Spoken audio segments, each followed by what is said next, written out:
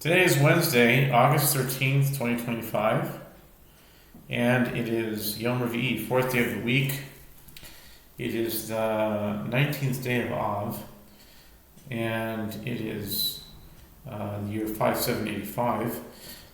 This week's Parsha is Parshat Eikev, and this is the PL-89 Gematriatic Thought Calendar, and it's a lunar and solar calendar, a Julian calendar, and a Daf Yomi calendar, and a Gematriatic thought calendar that is based on the planet it's known as in Hebrew as Kochav Chama. In English it's referred to as Mercury.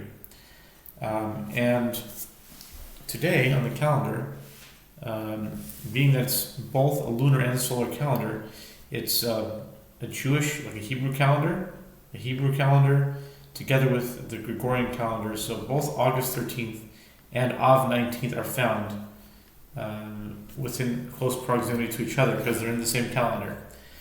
And it's a Gematriatic thought calendar because whenever you are in time, you look at a box and you see there's a series of numbers, and these numbers are based on verses in the book of Leviticus, chapter 25, verse 20.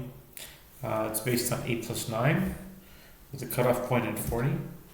And today, on the calendar, it's box number 30. And I thought about a few things. Something today happened that was a little bit unusual, unforeseen, unexpected.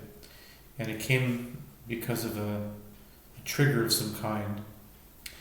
And things could be going very smoothly up until a certain point.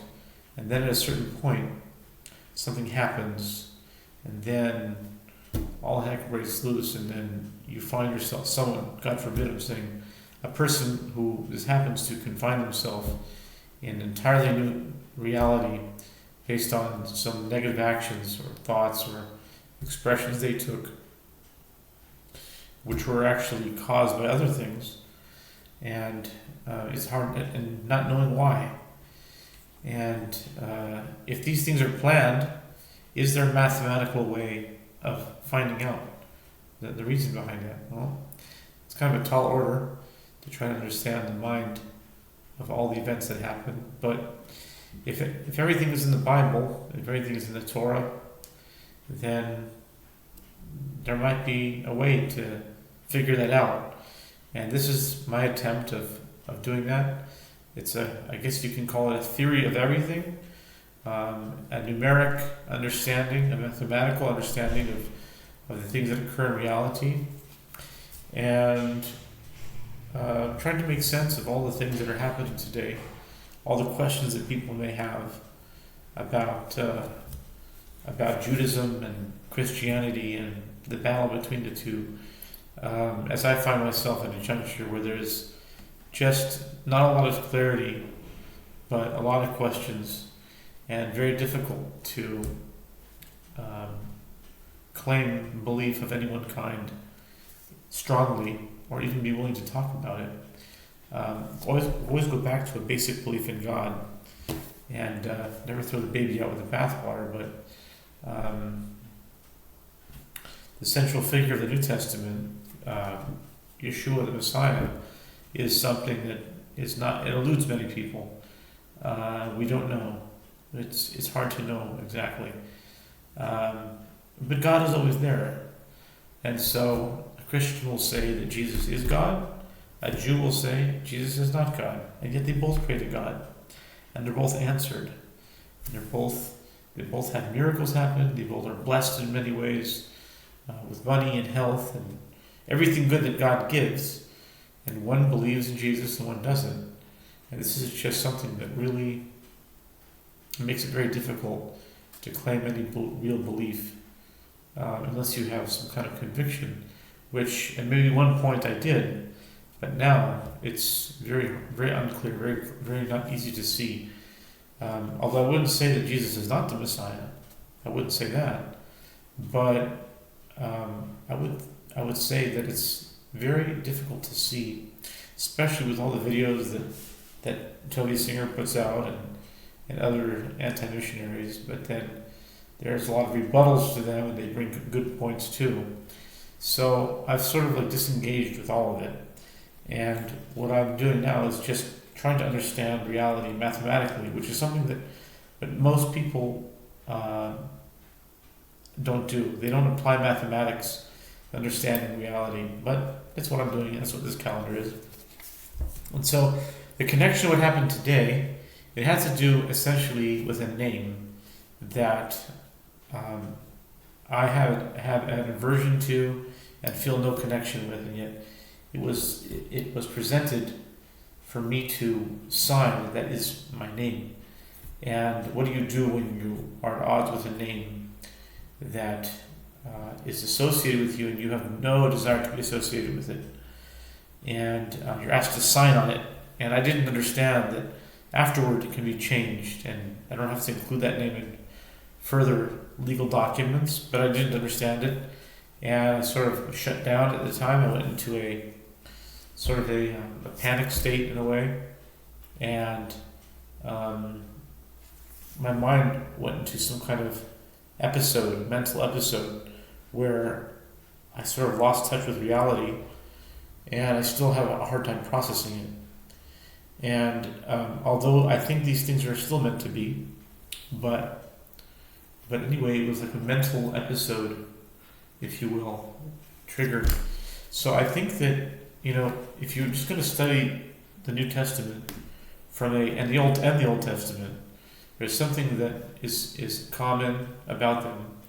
And in the day that it is today on the Gregorian calendar, it's 8, 9, 10, 11, 12. 13 would be box 30. So August 13th, I'll be in 30.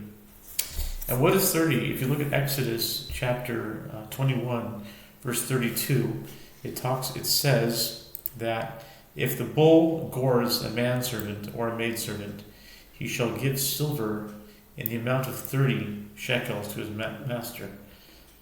So the bull shall be stoned. If a slave was gored, so essentially what the Bible is saying, Im eved yigah chashor o ama kesef shloshim shkalim yiten adonav v'ashor yisakel. So what the Bible is saying is that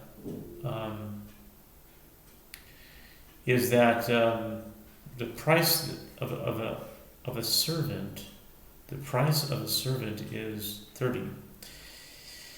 And if you go into the book of Zechariah, it says, and I said to them,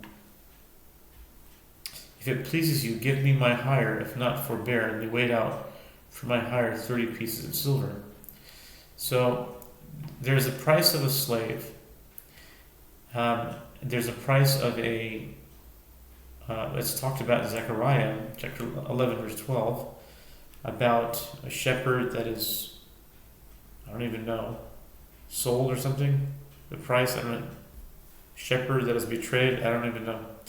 But anyway, in the New Testament, the connection is with Judas, who in Hebrew is Yehudah, which very interestingly, the name Yehudah itself is equal to 30. So,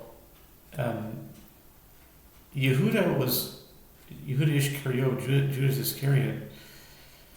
He was one of the disciples of Jesus, but he betrayed him. And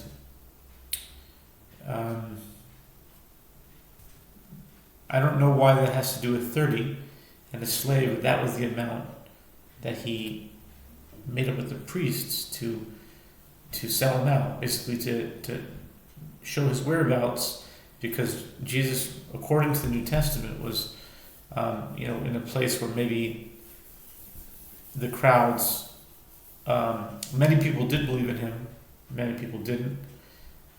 Certainly the priests and authorities hated him, and so Judas sold him out. I guess it was a place that was unknown, undisclosed area, kind of like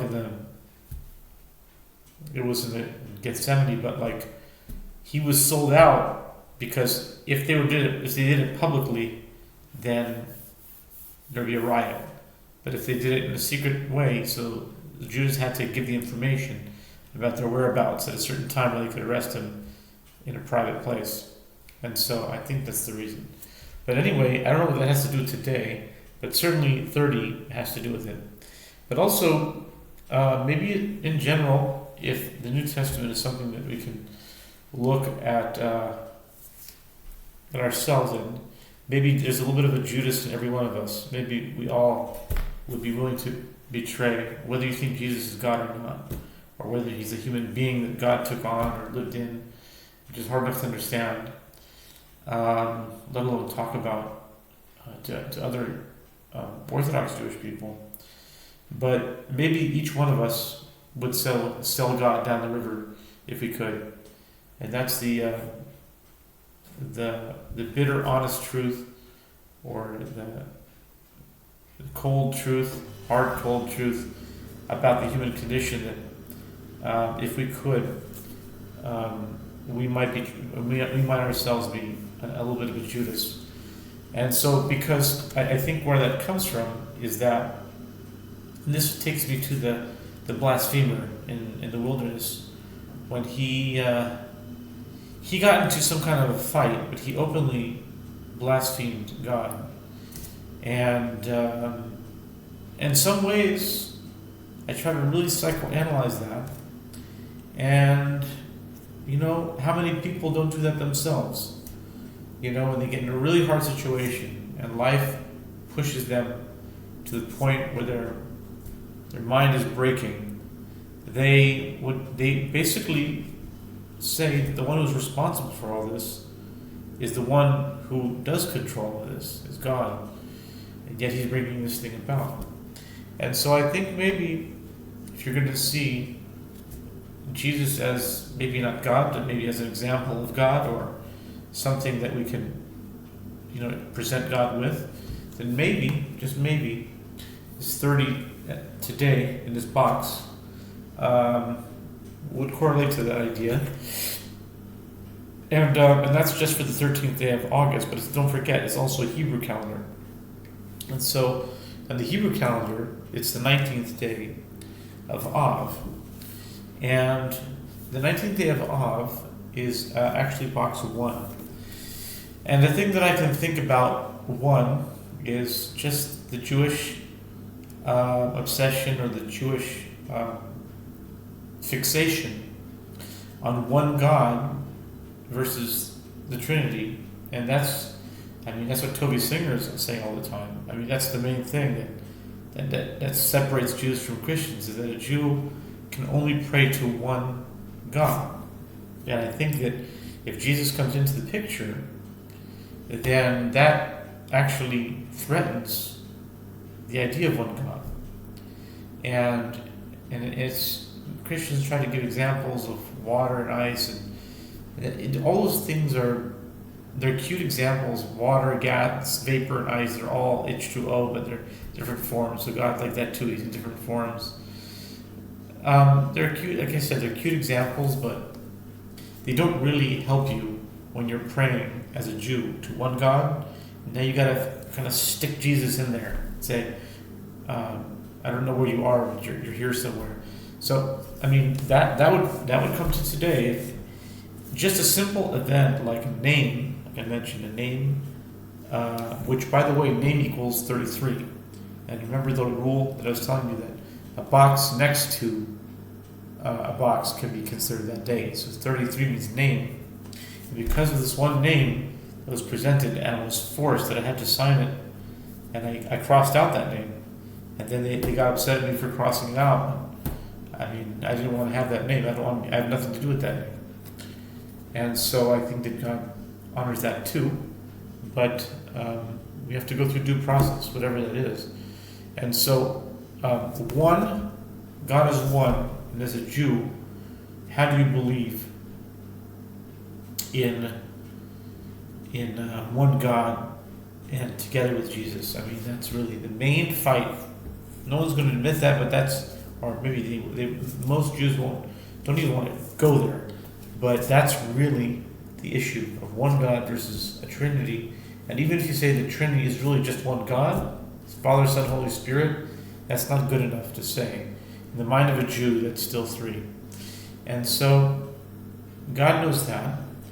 And so I guess I'm grappling with that right now. But also, what's next to 1 in the calendar is 10. And the 10th event is today. The first event was on August 4th, and the first event has to do with events that have been created, and it's happened the day after Tisha B'Av. And so Tisha B'Av, many of the sages have written, it's written in the Talmud somewhere that the Messiah is born on Tisha B'Av. So the day after Tisha B'Av is like some kind of a unique mixture of hope with sadness, destruction, and hope of rebuilding. And the only thing more I can say is that Rashi, in the verse about the slave, the price of a slave, he says it's 4 gold coins, and he compares it to some kind of a cologne, a currency from Cologne. You can see it in Rashi in Exodus chapter 21, verse 32. And what's interesting is that 30 is next to 22, and 22 together is 4. Also, 22 has been a big number coming up. And so I think that's all for now.